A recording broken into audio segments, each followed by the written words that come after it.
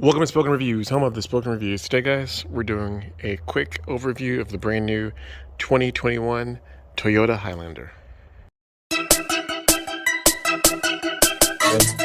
So after 3 months of research, going to different dealerships, a ton of online research, and a lot of YouTube, we decided to go with the Toyota Highlander for a couple reasons. I want to kind of walk through those. But just a month in, just want to kind of say that we are loving it and very reassured with our decision. Again, 2021 Toyota Highlander, all-wheel drive. So when cross-shopping, of course, we looked at the Kia Telluride and the Hyundai Palisade, and we found, like a lot of people found, that dealerships were trying to charge, well over MSRP, sometimes over 10 grand over MSRP, and for us, it just didn't make any sense. And that was one of the factors into the decision. Kind of thinking about everything, all the details, all the facts, I still think even if they were, price per price the same, we probably still would have gone with the Highlander.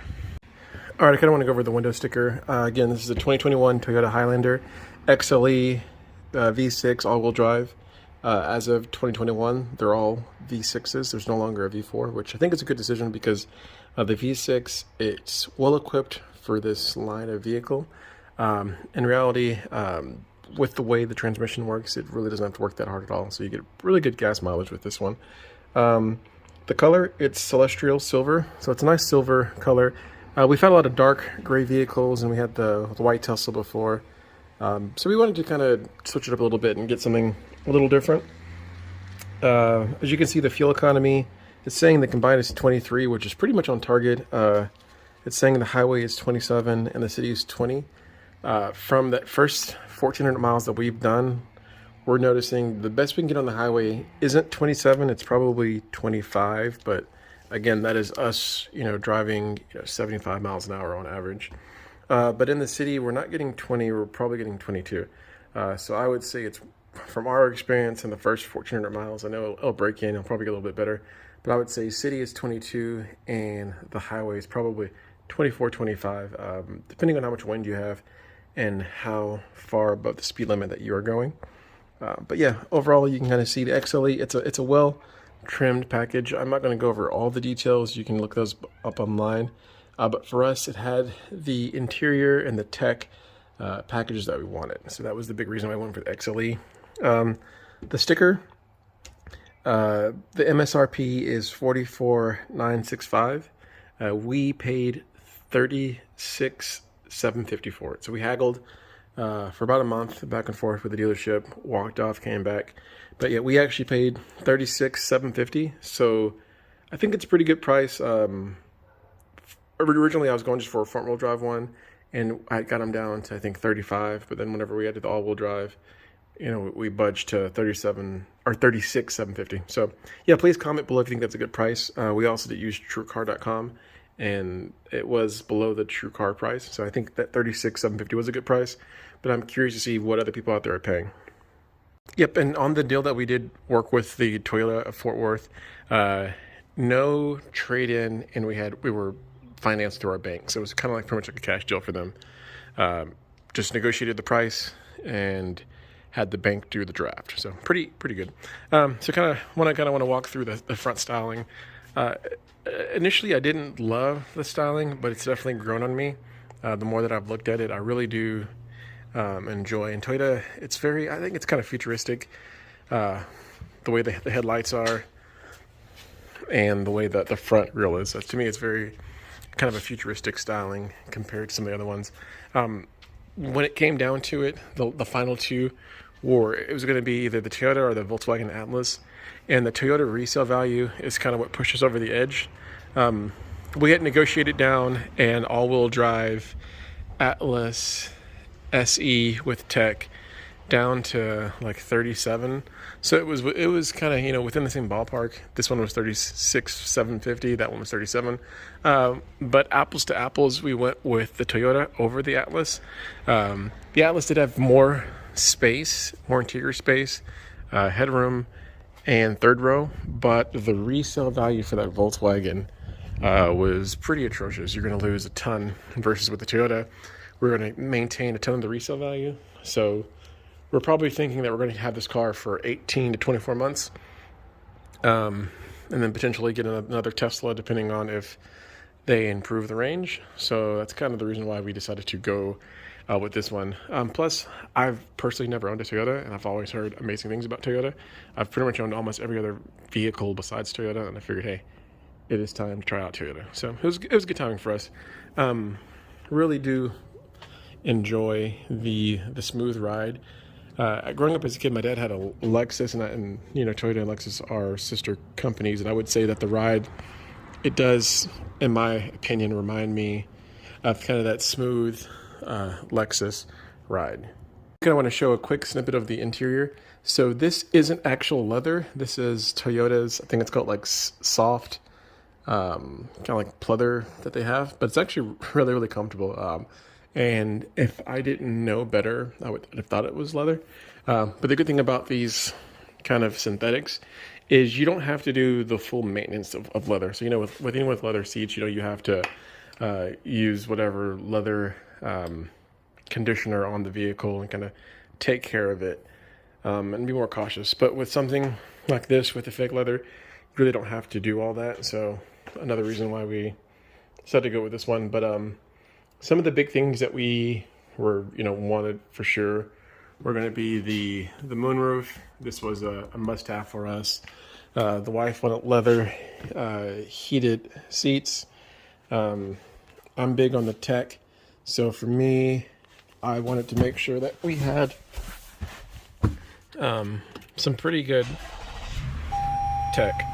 So I really do enjoy the center console here and all the different options, and I'll go through some videos that I'll kind of actually go through all the center options, but it's pretty nice. And also you have this center console right here. So yeah, all in all, we're really, really, really happy with this one. Another thing that I want to show you, and I'm sorry this video is not going to be the smoothest one, it's just a quick one, was just the safety for the car seats. So we have the one son now, and he is 2. And then we have the second baby on the way that's going to be coming in late July, August of 2021. So we wanted just something a little more reliable to drive the kids in, and safe. And Toyota is well known for their safety. So we will be kind of rearranging the car seats. So the newborn will be backwards facing, of course, and my son right now is forward facing. So this was a big thing for us, just having safety. We did have the option of doing the captain's chairs, but we wanted to, just in case the kids are being fussy, to have the bench in the middle, which I know it's not that comfortable, but my wife does have the option of sitting in the back, heaven forbid if we have to sit in the back. So that, and then also the space. So we do have the option for the third row when we need it. But behind the second row, which is probably, this is going to be 99% of the time for us, is we're going to have it configured like this.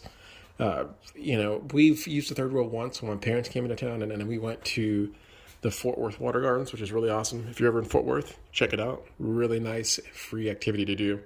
So we were able to get 7 of us in the vehicle, go down there for a short drive. But really wouldn't recommend full-size adults in the third row. But you can definitely make it work. But for us, our main things are trips to Houston, trips to Florida, and we also like going to Colorado. So for us, our immediate family is going to be the family of 4. This is perfect for us. And also, if we have to, we do have the luggage rack up top, which came included. Not really loving the aesthetics of the luggage rack, but we do have that option if we do have to, take extra stuff. But yeah, it's pretty much everything that we need. I would say that I'm a believer in Toyota. I've always been a little skeptical of some of the design choices with Toyota. They haven't always been my favorite looking vehicles. So I was a little bit stepping out of my comfort zone with getting this, but you know, the more I look at it, where we go places, the smooth the drive, when I come out, you know, of the store and look at it, I'm like, yeah, I'm reassured. It's all little small things like these little things for the kids, the sunshades. It's all little small things that I'm really learning to appreciate with the Toyota. Even just you guys can hear that solid build quality. I'm starting to understand exactly why people fall in love with Toyota. All right, guys. Once again, this is just a quick review of the new 2021 Toyota XLE all-wheel drive that we just got. Again, it's been about 3 weeks to a month now. 1,400 miles on the car, and we are loving it. And I will definitely catalog the ownership experience with it, and I'll definitely be transparent with all of you. If I have any issues, we'll definitely catalog those. Hopefully we don't. Hopefully we'll just, you know, do periodic updates. I don't know if we're going to do them every 5,000 or 10,000 miles, but we'll just do periodic updates for just owners out there that are curious about the vehicle. But so far, so good. We're loving it. Anyways, guys, thank you for watching this quick overview of the 2021 Toyota Highlander. If you have any questions, please leave them below. If you want to see more videos like this, hit the sub button. And if you like this video, hit the thumbs up for me. Besides that, if you have any questions or comments, please leave them below. Anyways, guys, hopefully you guys are having a wonderful, relaxing day, and hopefully this video was helpful for you. One thing that I thought was funny, I remember seeing a comment on a video maybe a month ago, and the comment was basically like, you can get a Toyota for $6,000 below MSRP versus you can get a Kia Telluride for $6,000 above MSRP. And that's pretty true. I think once they do build up the inventory, you're going to see the resale prices for those vehicles drop. And a lot of people have gotten to those vehicles really steep, right? So people are paying 50 grand for a vehicle. And then it's probably, you know, after a year, probably only worth, you know, 38. So I think a lot of people are going to be underwater big in a lot of those vehicles. And I think that's kind of one of the things that you have to really think about when you search for a vehicle. You really have to kind of do that analysis and really have an exit strategy for any type of financial transaction like that. So you don't plan on having to exit, but heaven forbid someone loses a job or something happen, you want to be able to have an exit strategy. And getting a vehicle well over MSRP and also a vehicle that's known not to have good resale value is taking a big risk. And just know that you are paying for the emotional, you know, satisfaction, and it could be good for some people, but you know, paying $10,000 more than you should for a vehicle, probably never really a good financial decision, especially when you can, you know, use those dollars towards investing and building wealth. So yeah, just think about that, and hopefully you guys enjoy the videos on the Toyota. Anyways, guys, thanks again and have a wonderful day.